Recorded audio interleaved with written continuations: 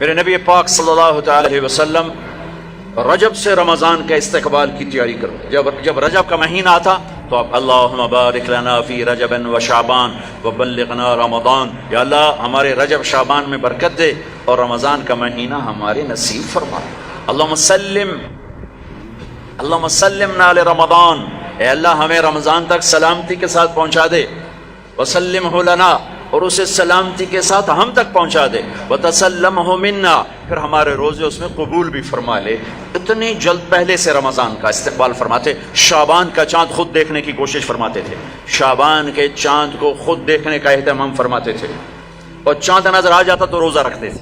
شعبان کا، یکم شعبان کا چاند نظر نہیں آتا تھا تو روزہ نہیں رکھتے تھے. چاند نظر آ جاتا تھا شعبان کا تو رمضان کے استقبال کے لیے روزہ رکھتے تھے. اور رمضان قرآن کا مہینہ ہے.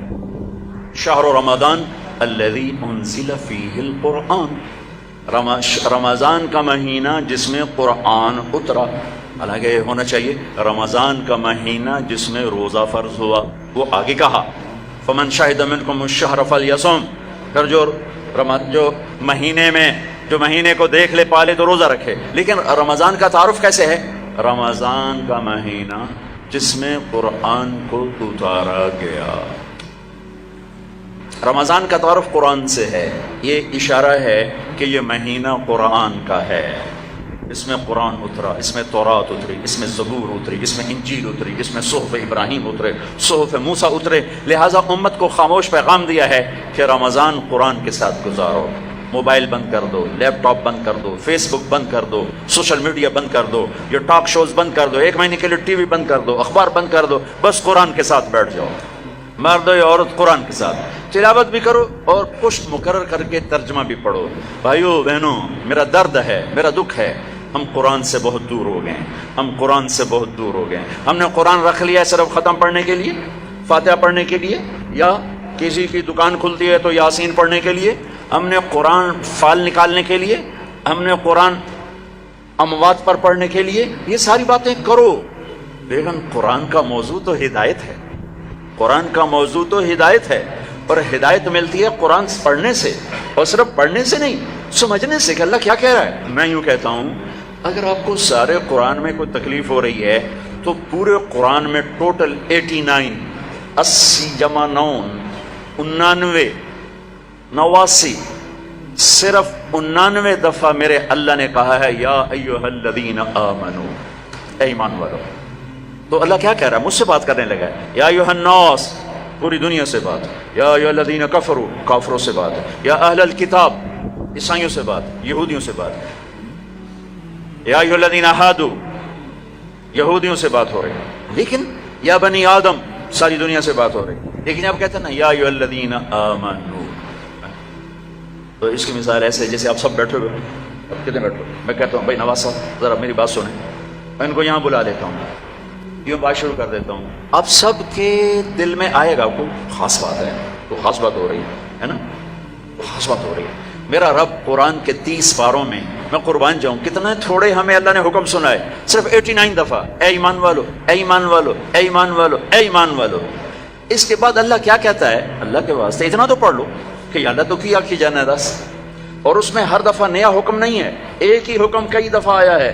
یا ایھا الذین آمنوا اتقوا اللہ حق تقاتہ، یا ایھا الذین آمنوا اتقوا اللہ ولتنظر نفس ما قدمت لغد واتقوا اللہ. یا ایھا الذین آمنوا اتقوا اللہ وآمنوا برسولہ. اتقوا اللہ، اتقوا اللہ، اتقوا اللہ، تکرار کے ساتھ. تو میرے بھائی بہنوں، اتنا تو قرآن دیکھ لو کہ یا ایھا الذین آمنوا کے بعد اللہ کیا کہتا ہے، کیا کہہ رہا ہے. جس کا ترجمہ پسند ہے اس کا پڑھ کے دیکھ لو کہ میرا اللہ مجھ سے کیا کہتا ہے. اللہ کے واسطے قرآن سے دوری ختم کرو. قرآن سے اخبار پڑھنے کے لیے بھی ٹائم ہے، ٹاک شو دیکھنے کے لیے بھی ٹائم ہے، فضولیات کے لیے بھی ٹائم ہے.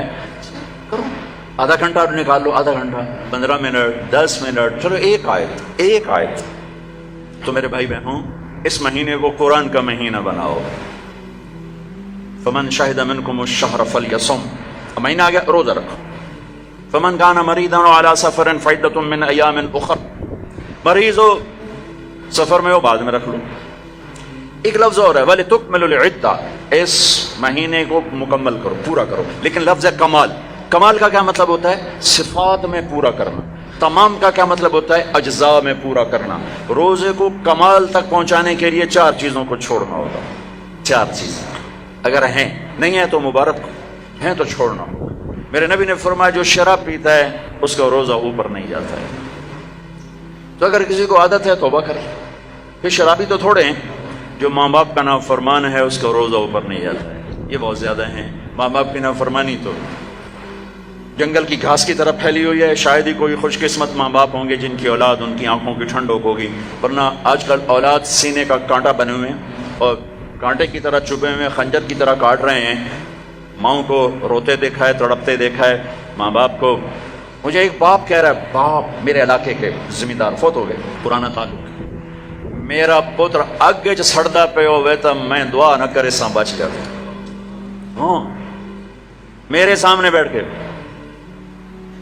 کہ مولانا صاحب وہ دی ماں بھی آندھی ہے جا اگے سڑتا پہ اسی تو میں نہ اکسان اللہ سا میرے پتر نو بچا. تو ماں باپ کی نافرمانی یہ روزے کو نہیں پورے دین کو روک دیتی ہے، پورے دین کو روک دیتی ہے. صرف روزہ نہیں ہے، پورا دین رک جاتا ہے. ایک صحابی علقمہ رضی اللہ تعالیٰ عنہ، ان کی بیگم کا پیغام آیا ہے کہ میرے خامن مر رہے ہیں، کلمہ نہیں پڑھا جا رہا. صحابی جن کے بارے میں اللہ کہتا ہے کلن وعد اللہ الحسنى، میرے محبوب تیرا ہر صحابی جنتی. وعدہ، وعدہ کیا ہے؟ وعدہ. ان کی خطائیں معاف، یہ نہیں کون سے گناہ نہیں ہوئے تو ہم نے معاف کر دیا، آپ کی توفیل معاف کر دی. تو آپ دوڑے ہوئے گئے، کہا بیٹا کلمہ پڑھو. کہا جی نہیں پڑھا جا رہا، بول رہے ہیں کلمہ نہیں پڑھا جا رہا. آپ نے پوچھا ماں باپ میں کون ہے؟ کہا جی ماں. آپ نے پوچھا ناراض ہے؟ کہا جی ناراض ہے. اب بولو. وہ آ گئی تو آپ نے پوچھا علقمہ کی ماں تم ناراض ہو بیٹے سے؟ کہا جی ناراض ہو. کیوں ناراض ہو؟ اب وجہ سننا، آج کل کی وجہ نہیں، وجہ سننا. کہ یا رسول اللہ میرا بچہ بہت نیک ہے، رات کا اٹھنے والا تھا، دن کا روزے والا تھا، لیکن مجھ سے بات بدتمیزی سے کرتا تھا، سخت لہجے میں بولتا تھا. مجھے اس کا دکھ ہے، اس نے اپنی زبان سے میرا دل توڑا، زخمی کیا. اللہ اللہ. آج کی طرح نہیں کہ ماں باپ کو دھکے دیے جا رہے ہوں، گالیاں دی جا رہی ہیں، صرف اتنا کہ یہ مجھے بدتمیزی کے ساتھ مجھ سے بولتا تھا. تو آپ نے کہا معاف کرو گی؟ کہ میرا جی نہیں چاہتا. آپ نے کہا میں آگ لگا دوں اس کو، پھر سفارش کرو گی؟ کہ نہیں اتنی تو ناراض نہیں ہوں کہ آگ میں جلتا دیکھو. کہ پھر اگر تو نے اسے معاف نہ کیا تو اللہ اسے آگ میں جلا دے گا. کہا اچھا میں معاف کرتی ہوں، میں معاف کرتی ہوں. آپ نے کہا بیٹا کہو لا الہ الا اللہ. تو ان کی زبان سے نکلا لا الہ الا اللہ اور جان نکل گئی. پھر آپ نے ان کا جنازہ پڑھا اور جنازے کے بعد آپ نے اعلان فرمایا جس نے ماں باپ کو تکلیف دی اس پہ اللہ کی لعنت، فرشتوں کی لعنت، زمین آسمان کی لعنت. نہ ان کی نماز قبول ہے، نہ روزہ قبول ہے، نہ حج قبول ہے. تو روزے کو روکنے والی چیز ہے شراب، ماں باپ کی نافرمانی. لیکن ماں باپ سے بھی کہتا ہوں ایسے رویے مت اختیار کرو کہ اولاد گستاخ ہو جائے. آج کے 90% ماں باپ اپنی خطاؤں سے اولاد کو گستاخ بنا رہے ہیں.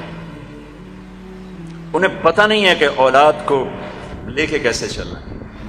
تربیت چڑھائی چڑھنے کو کہتے ہیں، رب واسے ہے تربیت. اور چڑھائی چڑھنے میں پسینے آتے ہیں، بدن ٹوٹتا ہے. اور آج کی تربیت ہے ڈنڈے مارو بے عزت کرو، ڈنڈے مارو بے عزت کرو، چاہے ماں باپ ہو، چاہے اسکول ہو، چاہے مدرسہ ہو، چاہے وہ مکتب ہو، بے عزت کرو. یہ چیز گستاخی پیدا کرتی ہے. میرے نبی نے کہا اکرموا اولادکم، اکرموا اولادکم، اپنی اولاد کو عزت دو. حضرت علی کا فرمان ہے لأنہم خلقوا لزمان غیر زمانکم، یہ تم سے اگلے زمانے کے لیے پیدا کیے گئے ہیں. اگر اپنے نام کو باقی رکھنا چاہتے ہو تو ان کو عزت دو. اور میرے نبی کیسے عزت دیتے تھے؟ بس فاطمہ رضی اللہ تعالیٰ عنہا گھر تشریف لاتی، کبھی کبھی تو نہیں آتی، دیوار کے ساتھ دیوار ہے، آنا جانا لگا ہوا ہے، لگا ہوا ہے، لگا ہوا ہے. جتنی دفعہ آتی ہیں اور جب آتی، جتنی دفعہ آتی ہیں اور جب آتی میرے نبی کھڑے ہو جاتے، چار پار پہ کھڑے ہو جاتے، کھڑے ہو جاتے. اور وہ فاطمہ ہیں، یہ میرے نبی ہیں، یہاں کھڑے ہو کر انتظار نہیں کرتے تھے، آگے بڑھ جاتے تھے، آگے بڑھتے تھے اور آگے بڑھ کر اپنی بیٹی کا ہاتھ پکڑتے، پھر یہاں بوسہ لیتے، پھر ان کا ہاتھ پکڑ کے لاتے، پہلے اپنی بیٹی کو بٹھاتے اور اس کے بعد خود بیٹھتے تھے. سبحان اللہ، کیا کمال ہے، کر کے دکھایا. ہم تو اپنے بیٹوں کا کبھی شاباش ہی نہیں دیتے. میں نے ایک دوست سے کہا یار اپنے بچوں کو کبھی شاباش بھی دیا کر. کہ کس گل کی شاباش دے سارا دن ستے رہتے شاباش دے فلموں میں دن شاباش دے گانے سنتے شاباش دے. میں کہ یہ تو برائیاں ہو گئیں, کوئی اچھائیاں بھی دیکھ.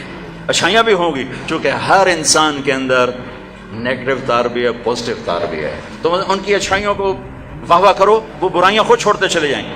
ہر وقت ٹوکا ٹاکی, ہر وقت ٹوکا ٹاکی, یہ کیوں نہیں کیا, یہ کیوں نہیں کیا, یہ کرنا تھا. اور ایک یہ پڑھائیوں نے تباہ کر دیا ہماری نسل کو, ہماری اولاد کو. 3 سال کا بچہ جسے ماں کی گود کی ضرورت ہوتی ہے, وہ ظالم ماں ہے جو 3 سال کے بچے کو اسکول کے حوالے کر دیتی. تیسرا جس سے روزہ برباد ہوتا ہے, جو رشتہ داروں سے لڑتا ہے. خون کے ماں کے رشتے, باپ کا رشتہ, چچا باپ کا رشتہ, باپ کی طرف سے جو بھی رشتے آ رہے ہیں باپ کی طرف سے, ان سے لڑائی جھگڑے. ماں کی طرف سے رشتہ, خالہ, نانی, نانا, ماموں. باپ کا رشتہ, پھوپھی, پھوپھا, خالہ, خالو, جو ان سے سینگ پھنساتا رہتا ہے, لڑتا رہتا ہے, اس کا روزہ بھی اٹک جاتا ہے, اوپر نہیں آتا ہے. تو بھائی اگر کوئی ایسا لڑائی بڑائی کا چکر ہے, اس سے بھی توبہ کرو, اپنے روزے کو بچاؤ. چوتھا, جو کسی کے لیے دل میں نفرت پالتا ہے, دل میں بغض پالتا ہے, دل میں کینہ پالتا ہے, اس کا روزہ بھی اٹک جاتا ہے. اپنے دل کو بھائیوں بہنوں نفرت سے صاف کرو, بغض سے, کینہ سے صاف کرو. ماں باپ کی دعائیں لو, رشتہ داروں سے صلح کرو, اپنے روزہ بچاؤ, تاکہ اللہ تقوی کا لباس دے اور اللہ کی بارگاہ میں پیشی ہو سکے.